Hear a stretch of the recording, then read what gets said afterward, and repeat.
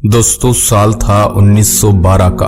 15 अप्रैल की तारीख आज भी सभी को याद है। इस तारीख ने इतिहास के पन्नों में मौत के जख्म लिख दिए थे, क्योंकि इस दिन समंदर के अंदर एक ऐसा जहाज एक बर्फ के पहाड़ से टकराकर डूब जाता है जिसके बारे में माना जाता था कि ये कभी ना डूबने वाला जहाज है। आज ये जहाज इसलिए चर्चा में है क्योंकि कुछ दिन पहले 5 अरबपतियों को लेकर गई एक पनडुब्बी जो इसी जहाज को देखने गई थी, लेकिन वह पनडुब्बी खुद उन 5 लोगों के साथ उसी जहाज की तरह समंदर का मलबा बनकर रह गई। टाइटैनिक जहाज की घटना को इतिहास की सबसे भीषण घटनाओं में से एक माना जाता है। टाइटैनिक जहाज फुल स्पीड से अपने गंतव्य की ओर आगे बढ़ रहा था, मगर अचानक उसके साथ ऐसा क्या हुआ कि इतना बड़ा जहाज पानी के अंदर समा गया। आखिर उस काली रात को टाइटैनिक जहाज के साथ क्या हुआ था? चलिए उस काली रात के इतिहास को करीब से देखते हैं। आरएमएस टाइटैनिक एक ऐसा जहाज है जिसे कभी ना डूबने वाला जहाज माना जाता था, और ये इतना विशालकाय था कि अगर इसे सीधा खड़ा कर दिया जाए तो उस समय बनने वाली बड़ी बड़ी बिल्डिंग्स भी इसके सामने छोटी पड़ जाती।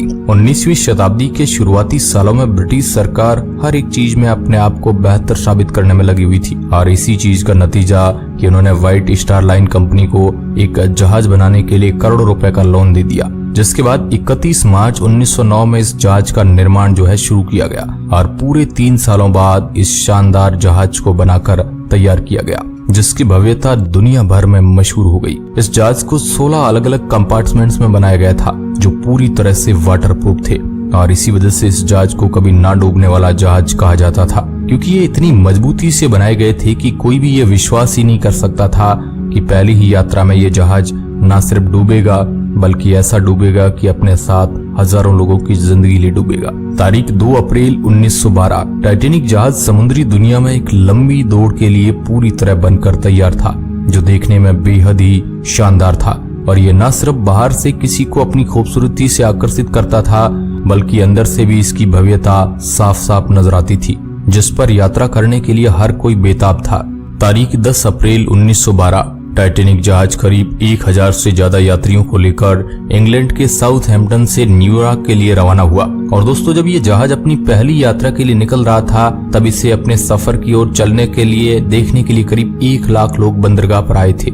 आपको बता दें कि इस विशालकाय जहाज में एक दिन में करीब 825 टन कोयले की खपत होती थी। टाइटैनिक जहाज फुल लोड होने के बावजूद भी टाइटैनिक का वजन 46,326 टन था। इतना वजन के बाद भी ये जहाज 42 किलोमीटर प्रति घंटा की रफ्तार से दौड़ सकता था। साउथहैम्पटन से रवाना होने के बाद यह जहाज काफी लंबी दूरी तय करने पर क्वींसटाउन आयरलैंड पहुंचता है। इसके बाद टाइटैनिक जहाज अपने अंतिम सफर के लक्ष्य की ओर रवाना हो चुका था, लेकिन अब किसे पता था कि यह अंतिम सफर कभी खत्म ही नहीं होगा। हालांकि दोस्तों, जब टाइटैनिक आयरलैंड से निकला तो उसे रास्ते में आइसबर्ग होने की खबर लगातार मिल रही थी, लेकिन जहाज के कप्तान ने इसे इतना सीरियसली नहीं लिया। और दोस्तों, ऐसा 1-2 बार नहीं बल्कि कई बार हुआ जहां कप्तान को लगातार खतरे की संकेत मिल रहे थे, लेकिन उन्होंने सभी को नजरअंदाज कर दिया और बहुत ही तेज रफ्तार से जहाज को आगे बढ़ा रहे थे। अटलांटिक महासागर की ओर बढ़ता ये जहाज, और 14 अप्रैल 1912 की वो काली रात समंदर में काफी सन्नाटा फैला हुआ था। जहाज बहुत ही तेज रफ्तार से अपने गंतव्य की ओर आगे बढ़ रहा था। समंदर में काफी अंधेरा होने के बावजूद ज्यादा कुछ खास नजर आगे आ नहीं रहा था। तभी ही अचानक जहाज के ऑफिसर को एक आइसबर्ग नजर आता है, जिसे देखते ही वो घबरा गए और जोर जोर से घंटी बजाकर खतरे का संदेश देने लगे, जिससे पाते ही जहाज के बाकी क्रू मेंबर्स तुरंत जहाज का रुख मोड़ने में जुट गए। लेकिन तब तक बहुत देर हो चुकी थी। जहाज उस आइसबर्ग के काफी नजदीक पहुंच चुका था, और यह सारा काम इतना तेजी से हुआ कि किसी को कुछ सोचने का समय ही नहीं मिला। हड़बड़ाहट में कैप्टन ने जहाज को लेफ्ट मोड़ने की पूरी कोशिश की, लेकिन 11:40 पर टाइटैनिक के राइट साइड के हिस्से का भाग उस विशालकाय बर्फ के टुकड़े से टकरा गया, जिस वजह से जहाज के राइट साइड के हिस्से को काफी नुकसान पहुंच चुका था। हालांकि शायद ये ना हुआ होता और खतरे के बस कुछ ही क्षण पहले इस तरह का अंदेशा होकर ये लोग जहाज का रुख ना मोड़ते, तो शायद आज कोई भी जिंदा ना बच पाता। टाइटैनिक जहाज के टकराते ही जहाज के अंदर बैठे लोगों में खलबली मच गई थी। अंदर बैठे यात्रियों को कुछ भी समझ नहीं आ रहा था कि आखिर उनके साथ हो क्या रहा है।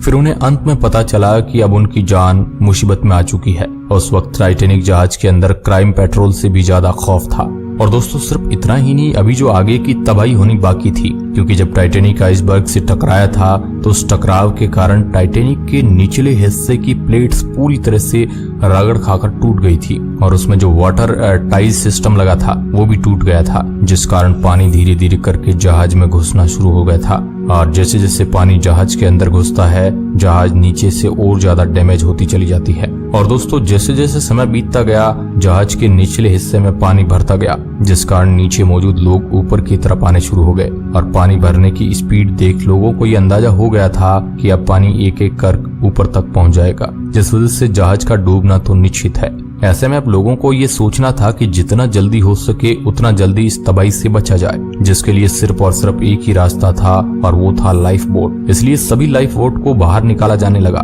ताकि लोगों को सुरक्षित इस आपदा से बचाया जा सके। लेकिन फिर भी कई सारे यात्रियों को बचाया नहीं जा सका। टक्कर के मात्र 2 घंटे और 40 मिनट के अंदर ही जहाज पूरी तरह से पानी के अंदर समा गया। इस भीषण दुर्घटना में 1517 लोगों की मौत हो गई थी। और इससे भी ज्यादा चौंकाने वाली बात तो यह है कि जब यह हादसा हुआ उसके बाद न्यूज़पेपरों में 1-2 दिन तक तो यही खबरें सामने आती रही कि किसी भी इंसान की जान नहीं गई है और सबको लाइफ बोट की मदद से बचा लिया गया है। वो तो बाद में पता ये चला कि इतने ज्यादा लोग इस भयंकर दुर्घटना में मारे गए हैं। म्यूजिशियंस का एक ग्रुप ये जानते हुए भी कि अब उनकी जान जाने वाली है, फिर भी उन्होंने अपने साथ मौजूद हजारों लोगों के आत्मबल को बनाए रखने के लिए म्यूजिक बजाना शुरू किया, क्योंकि वो अपने अंतिम क्षणों में म्यूजिक बजाकर ही जिंदगी को अलविदा कहना चाहते। टाइटेनिक जहाज के इस भीषण हादसे में डूबने वालों में सबसे ज्यादा पुरुष थे कि कई सारे लोग पानी में डूबने की वजह से नहीं बल्कि पानी के ठंडे तापमान की वजह से मारे गए, क्योंकि वो अचानक ही अटलांटिक महासागर के -2 डिग्री सेल्सियस के पानी में आ गए थे और वो पानी इतना ज्यादा ठंडा था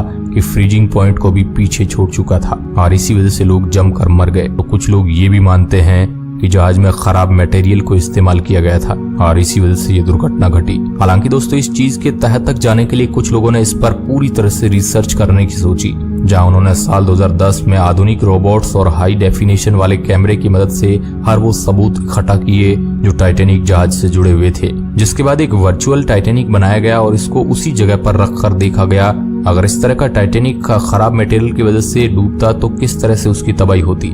लेकिन दोस्तों जब ये पूरा एक्सपेरिमेंट हुआ तो ये बात सामने आई कि टाइटेनिक में इस्तेमाल किए जाने वाले मटेरियल में कोई भी खराबी नहीं थी, जिसका सबसे बड़ा सबूत आप इस बात से लगा सकते हैं कि इतने बड़े टकराव के बावजूद टाइटेनिक एक साथ में एक ही बार में नहीं हुआ, बल्कि उसे पूरी तरह से डूबने में करीब 2 घंटे का वक्त लगा। लेकिन दोस्तों अब सवाल भी यही बना हुआ है कि आखिर इतनी बड़ी दुर्घटना हुई तो हुई कैसे, जिसने 14 अप्रैल 1912 से अपना कहर बरसाना शुरू किया और 15 तक सब कुछ तबाह हो गया। तो दोस्तों हम आपको बता दें कि ज्यादातर वैज्ञानिकों का ये मानना है कि अगर टाइटेनिक की रफ्तार कम होती तो आइसबर्ग का पता चलते ही उसे टर्न कर लिया जाता, जिससे शायद इतना बड़ा हादसा ना होता या फिर कुछ भी नहीं होता। क्योंकि दोस्तों आप लोगों ने खुद ये चीज साइकिलिंग और बाइक चलाते वक्त एक्सपीरियंस करी होगी कि जब तेज स्पीड में टर्न लिया होता है तो पीछे वाला हिस्सा थोड़ा सा ज्यादा उठने लग जाता है। ऐसा ही टाइटेनिक के साथ भी हुआ, उसके भी पीछे वाला हिस्सा निकल गया और वो जाकर सीधा आइसबर्ग से टकरा गया, जिस कारण इतनी बड़ी घटना इतिहास के पन्नों में दर्ज हो गई, जिसे शायद कभी कोई भुला नहीं पाएगा। और ये कहानी आगे तक लोगों को ये सीख देगी कि दुनिया में सबसे बेहतर बनने की कोशिश करना बहुत अच्छी बात है, लेकिन उस मुकाम को पाने के लिए किसी भी हद तक जाना ये ठीक नहीं है। क्योंकि अगर टाइटेनिक को धीमी रफ्तार से चलाकर वो इंस्ट्रक्शंस को फॉलो करके चलाया होता तो आज ये विशालकाय जहाज हम सभी को यात्रा करा रहा होता और आज ये 5 अरबपति भी वो नहीं मरते जो उस टाइटेनिक पनडुब्बी के अंदर इस जहाज का मलबा देखने गए थे, उनकी भी दर्दनाक मौत हुई। और ऐसी ही दिल छू लेने वाले वीडियोस के लिए हमारे चैनल को सब्सक्राइब करके पास वाली घंटी जरूर बजा दीजिए। जय हिंद, वंदे मातरम।